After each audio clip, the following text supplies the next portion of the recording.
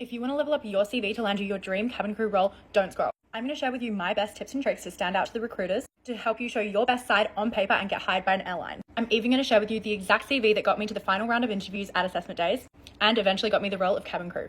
Really quick disclaimer, I am by no means a recruiter or an expert in CVs. This is just what has worked for me to get the job. So this is my CV. First, I'm going to give you a little tour. So right up the top here, I'd recommend just having your name, full name, as well as the applicant ID. The applicant ID is very specific to the airline that you're applying for, and some of them ask for it to be included on your CV. You can totally just write this on with a pen if you forget, but I would recommend to be prepared and include it in text. Okay, so next I'm going to walk you through this side of it. First things first, contact details and location, Sydney, Australia. I've just got my phone and email. For privacy reasons, I didn't actually include the references, and they don't need them until later in the process most of the time anyway, so this is not usually an issue, just to say available on request. Next, I've included my education. So for example, my university degree is Bachelor of X. I've included the university and then the years, same with my high school, and like your highest level of education.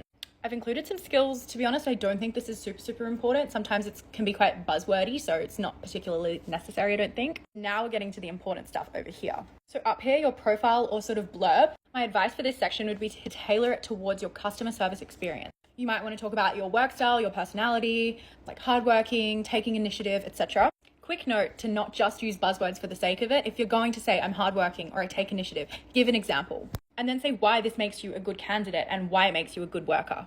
And finally, the work experience section. Firstly, I'd list each of your roles, and if you've worked at multiple venues, list each of the company names, and then over on the far right, the dates that you worked there. In the blurred out section here is where I would describe what your role was and what you did at each of the jobs. This is where you're going to have to be really concise and really direct and clear about what you're writing. Of course, there's not a lot of space on an A4 page, so it's really important to use action words and quantitative measurement. By this I mean provide numbers. For example, I attentively waited a 20-person section at so-and-so restaurant, which drove multiple sales, give a dollar amount per night or whatever. And it led to X amount of satisfied customers who left happy reviews. It is really important to pay special attention to this section, also because of the fact that this section will carry across onto your online application. So you're going to have to fill this out and carry everything across, all of the dates exactly. So make sure you're truthful and don't cut any corners. Before I leave you, I'm going to give you a couple more tips. Recruiters see hundreds of CVs every single day, so make sure you're simple and direct.